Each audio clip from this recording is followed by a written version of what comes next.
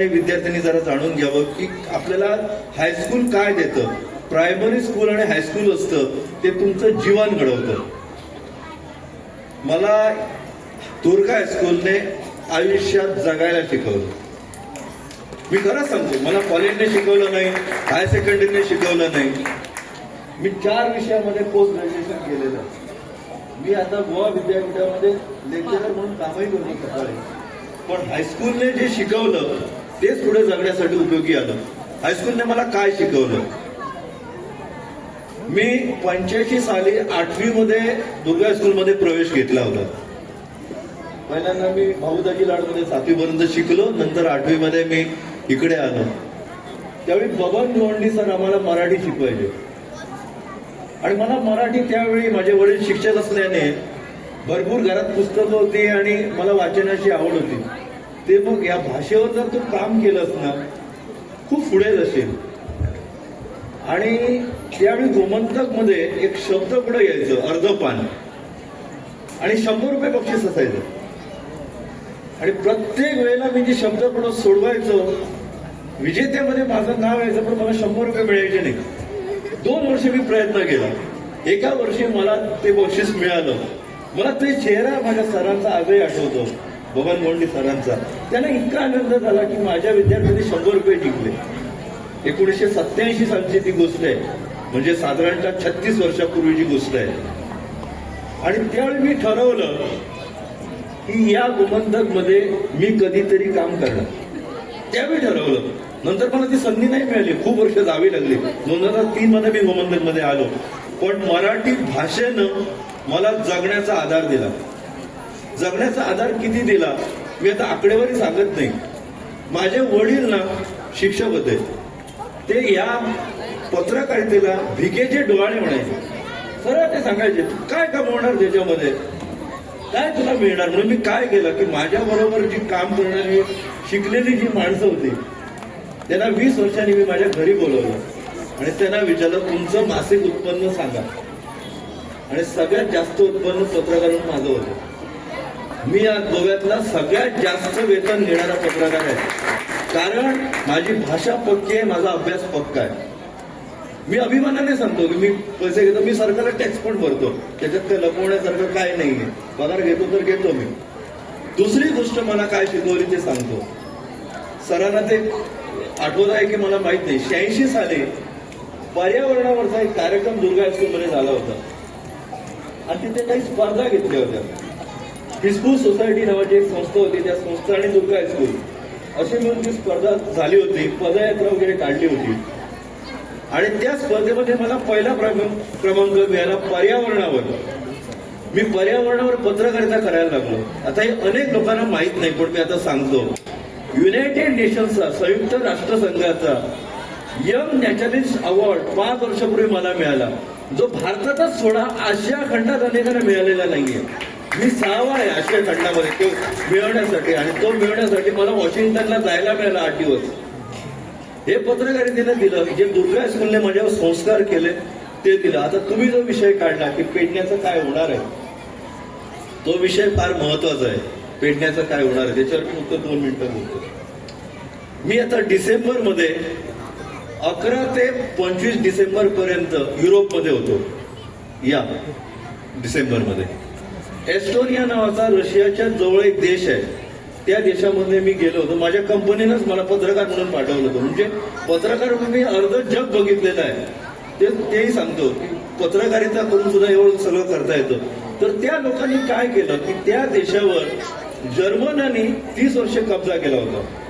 Russian लोकांनी 20 वर्ष कब्जा केला आणि त्यांना गुलाम करून ठेवलेलं होतं. 1991 साली तो देश स्वतंत्र झाला. पण त्यांनी काय केलं, गुलामीच्या खुणा पुसल्या नाही. जर्मनांनी बांधलेली घरं तशी ठेवली. त्याचं एक म्युझियम केलं. जर्मनांनी जे काही सोडून गेले होते बंदुका त्याचं हे केलं. रशियन लोकांनी जे काही तिथे मोठ्या चर्चेस बांधल्या होत्या त्या ठेवल्या आणि त्याचं त्यांनी एक पर्यटकांसाठी हे केलं. ते आपण इथे करू शकत नाही का. मी आता काही नावं घेणार नाही, कारण एक नाव घेतलं तर अमक्याचं नाव घेतलं नाही. पण मी तुम्हाला सांगतो की पारसे गावाला एक मोठा वारसा आहे, तो शोधला पाहिजे पारशातल्या लोकांनी. ते सरपंच आहेत, अजय आहे, या लोकांनी तर शोधला पाहिजे की पारसे गावाला केवढा मोठा वारसा आहे. म्हणजे मी दिल्लीमध्ये गेलो होतो, दिल्लीच्या म्युझियम मध्ये मी बघताना मला एका व्यक्तीविषयी माहिती मिळाली. त्या व्यक्तीचं नाव आहे महदजी शिंदे, जे पेशव्यापासून सुटून दुसरे गेले होते. त्या महदजी शिंदेचं साम्राज्य पारशातल्या माणसाने उभारलेलं आहे. हे अनेकांना माहित नाही, ते म्युझियम मध्ये दिल्लीच्या लिहिलेलं आहे. पारसे गावचा वारसा आपण बघू तर केवढं इतकं जुनं आहे. तर हे सगळे जे क्षण आहेत ना, हे लोकांना दाखवण्यासाठी आपण केलं पाहिजे. आणि दुसरं म्हणजे आता इथे पालक आणि विद्यार्थी जे आहेत ना, त्यांनी पारसे गाव आहे तसा जपला पाहिजे. माझा शेजारचा आगरवाडा गाव आहे, तो आता इतका बदललेला आहे की मीच जर किंवा 8-15 दिवसांनी घरी आलो तर नवीन काहीतरी बघायला मिळतं. म्हणजे मी आता इथे यायला निघालो ते 15 मिनिटं त्या ट्रॅफिकच्या मध्ये अडकलो होतो, इतका तो गाव बदललेला आहे. तर बदल हा स्वीकारला पाहिजे, बदलाला माझा ना नाही, पण बदल करताना पारसे गावची जी ओळख आहे, इथलं जे बंधुभाव आहे, म्हणजे मी आता इथे बसलो असताना भावातलं सांगतो, मी यांना सांगतो, इथले प्रत्येक घर मला माहिती आहे. वायडोंगरची चरी असेल किंवा तिथलं सावदेवाडा असेल, प्रत्येक घरात मी पूर्वी जायचो, मला सगळं माहिती आहे. आताच्या किती लोकांना माहिती आहे, कोण किती जणांकडे जातात. आता लोक जात नाहीत एकमेकांकडे, मोबाईलमध्ये सगळे मग्न झालेले आहेत. तर एकमेकांकडे गेलं पाहिजे. पारसे गाव म्हणजे काय तो समजून घेतला पाहिजे. मी सरांना विनंती करेन की हायस्कूलमध्ये जर तुम्हाला शक्य असेल तर एक पारसे गावावर म्हणून काहीतरी विद्यार्थ्यांना शिकवा. पारसे गाव म्हणजे काय, तो जर शिकले आणि ते जर पुढे गेले ना, तर मी सांगतो की परत तुम्ही कधीतरी 20 वर्षांनी कुठल्या तरी माझ्या विद्यार्थ्याला बोलवा, तो आपली यशोगाथा तुम्हाला अशीच ऐकवेल. धन्यवाद. आपण आपल्या मुलांचे मनोरंजनात्मक कार्यक्रम पाहण्यासाठी अगदी उत्सुक आहात याची पूर्ण कल्पना मला आहे.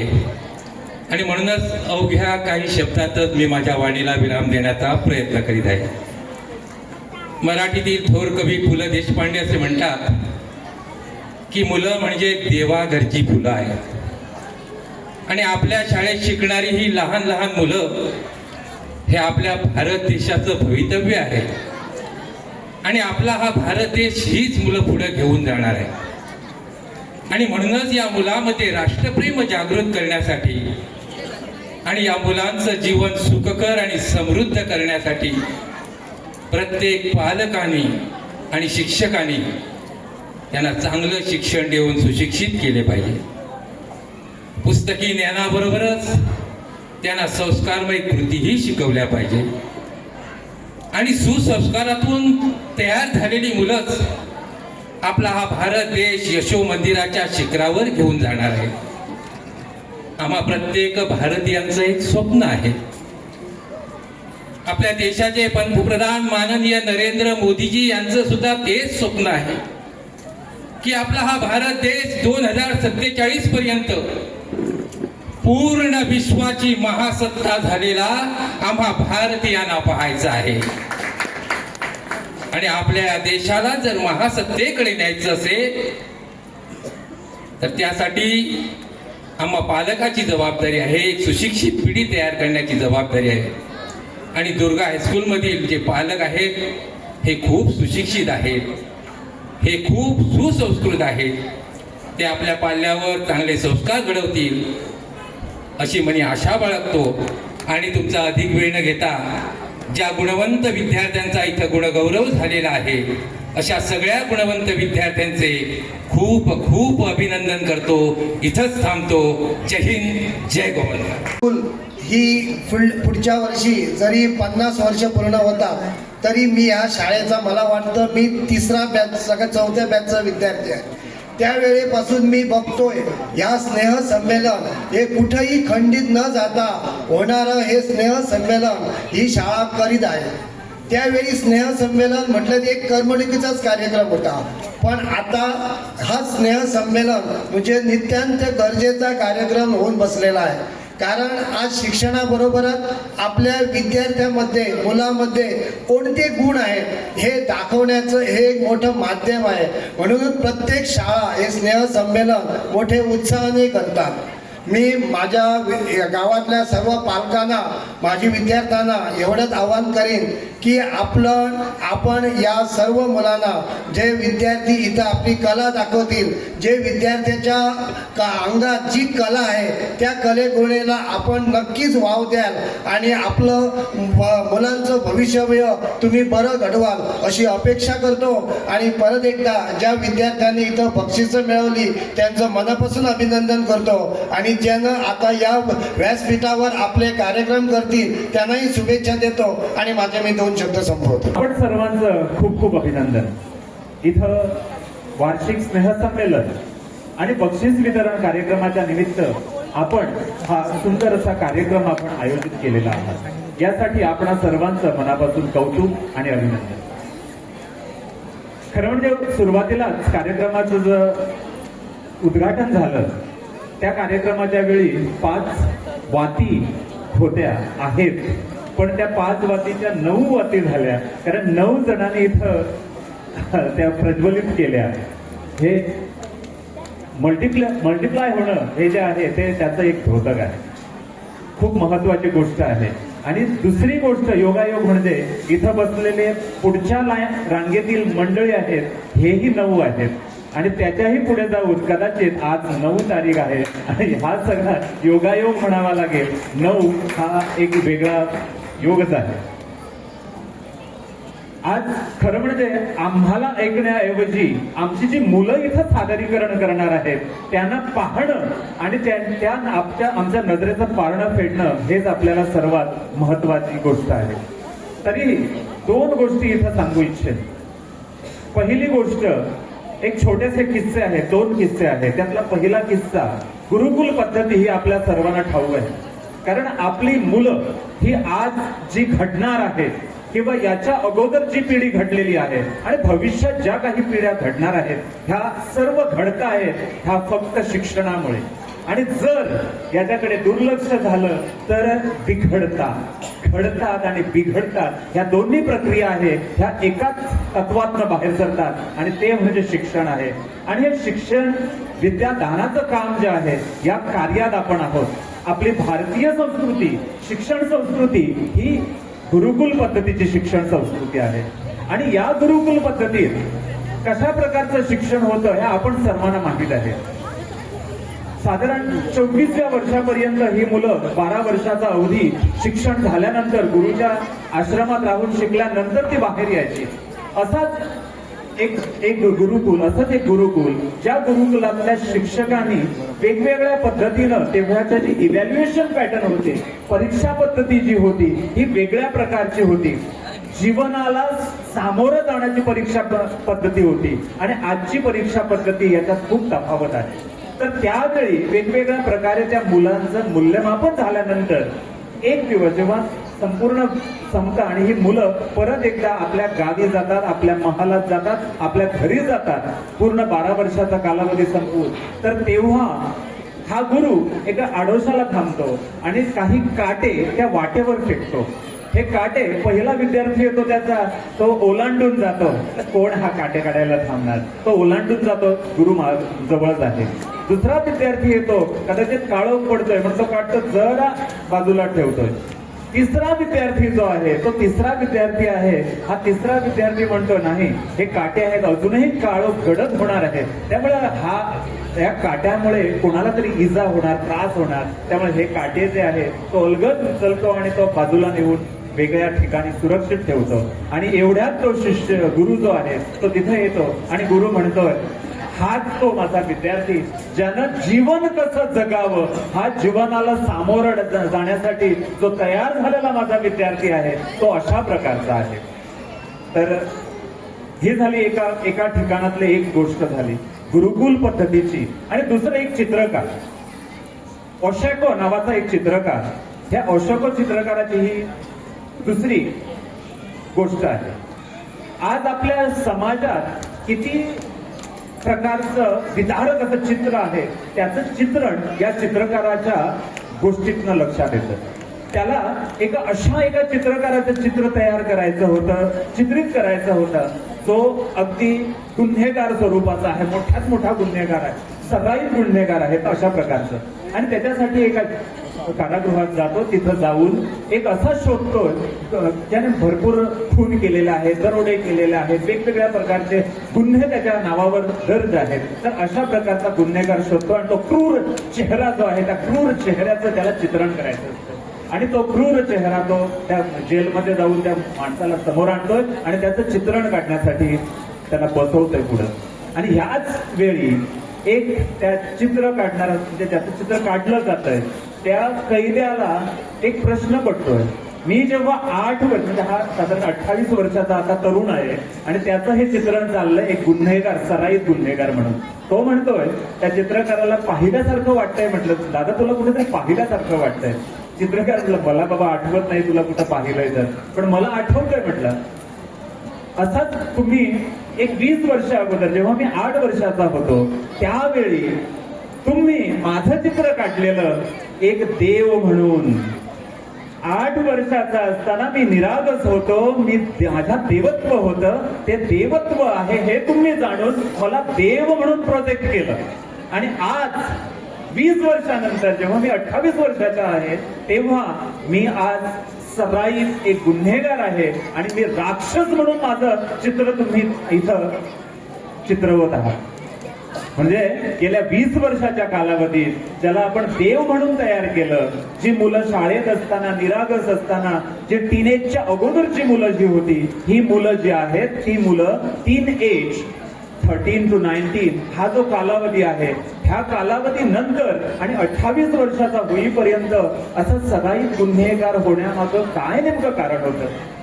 पालक मित्र हो, विद्यार्थी मित्र हो, ह्या 2 गोष्टी गुरुकुल पद्धतीमधील पहिली गोष्ट आणि सराईत गुन्हेगाराचा म्हणजे निरागस चेहरा ते सराईत गुन्हेगार असा हा दुसरा ट्रान्सफॉर्मेशन जे आहे हे कशामुळे घडतंय ह्याचं उत्तर आहे आपल्याकडे आहे. आपण सर्वांना याची जाणीव आहे. का होतंय? कारण आपण पेडणे तालुका असेल, पेडणे तालुक्याला मोठी किनारपट्टी आहे. किनारपट्टीवर वेगवेगळ्या प्रकारच्या ज्या काही गोष्टी घडतात, अंमली पदार्थ असतील, व्यसनं असतील, वेगवेगळ्या प्रकारचे गुन्हे असतील, हे तिथं आहेत एवढंच आम्ही म्हणून चालणार नाही. आमच्या गावात सुद्धा इथं त्या गोष्टी चालतायत आणि ही धडक बीचवर असेल असं आपल्याला म्हणून चालणार नाही. ते माझ्या घरात कधी येईल हे सुद्धा मला कळणार नाही. त्यामुळे मित्र हो, पालक मित्र हो, विद्यार्थी मित्र हो, या सर्वांपासून आपण सावध होणं. आणि शिक्षण काय आहे? शिक्षणासाठी एक दिशा घेऊन आपण पुढे जाणं.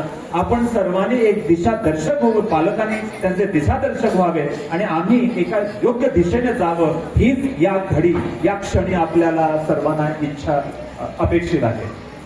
दुर्गा हायस्कूलच्या माध्यमातून जेवढी मुलं आहेत एवढे त्यांना मेडल्स मिळत आहेत, सर्टिफिकेट्स मिळत आहेत, बक्षिसं मिळत आहेत. खूप खूप कौतुक झालं. हे कौतुक जे आहे ते फक्त आजच्या एका दिवसाचं नाही, पूर्ण वर्षभर त्यांनी केलेल्या मेहनतीचं ते फळ आहे. आणि हे जे फळ आहे खूप कष्ट घेतल्यामुळेच आपल्याला फळ मिळतं ह्याची ही प्रचिती आहे. छोटासा उपक्रम आहे, त्याच्यातनं आपल्याला सगळ्यांना समजलेला आहे. आणि भविष्यात आपल्याला खूप मोठं व्हायचं आहे आणि भविष्यात आपल्याला खूप मोठी पदोन्नती साधायची आहे. त्यामुळे विद्यार्थी मित्र हो, असंच पदोपदी मोठं होत राहा. पदोपदी आपल्या आई वडिलांचं नाव मोठं करा. आई वडिलांचं नाव मोठं केल्यानं आपलं गावाचं नाव मोठं होणार आहे. गावाच्या नावाबरोबरच आपला समाज, आपला देश आणि पूर्ण मानवजात आहे ही मोठी होणार आहे. त्यामुळे शिक्षण हाच आपला पाया आहे. शिक्षण हीच आपली एक किल्ली आहे, जी किल्ली आपल्या उज्ज्वल भविष्याचं कुलूप खोलणार आहे. आणि तेच त्याच्यासाठी आपण सर्वांनी योग्य शिस्तीनं कटिबद्ध पद्धतीनं आपण वावरावं, आपण काम करावं. बोलायचं खूप आहे. सगळ्यांचे तसेच आमचे रिपोर्टर बंधू आणि आदरणीय असे व्यासपीठ आमचे पारशेगावचे सरपंच मधुसूदन, एक सरपंच माझे मित्र अजय कंगुडकर, पंच मेंबर अजित मोरजकर आणि आमचेच एक स्टुडंट आमचे एडिटर अवी बगडी आणि आदरणीय असे व्यासपीठ. म्हाका एकूच सांगचे दिसता की ज्या आयज 49 वर्सां आमकां कंप्लीट जाल्लेली आसा दुर्गा हायस्कूल पाळचे हायस्कुलाक. तर आयज जी इमारत ती बांदलेली आसात, जशें आमी आमचे घर आमी ल्हानाचे मोठे करून बांदतात तशें त्या अर्थान घर जे बांदलेले आसा त्या घराक हातभार जर लावपाक जाय जाल्यार आमच्या पारशे गांवांतल्या सगळ्या पेरंट्सांनी हातभार लाव घालून आमी हेच्यापेक्षाही शाळेची आमच्या भरभराट करपाक जायी. त्याचबरोबर दुसरें म्हटल्यार एक तुमकां मोठे अभिमानान सांगूशें दिसता की हांव जेन्ना शाळेंत शिकताली तेन्ना म्हाजे 5th क्लास आमचे 4 आशिल्ले. हांवें आयुश्यान केन्नाच व्यासपीठार येवन म्हणजे म्हाका डान्स न्हू कसलेच प्रायज घेवंक ना.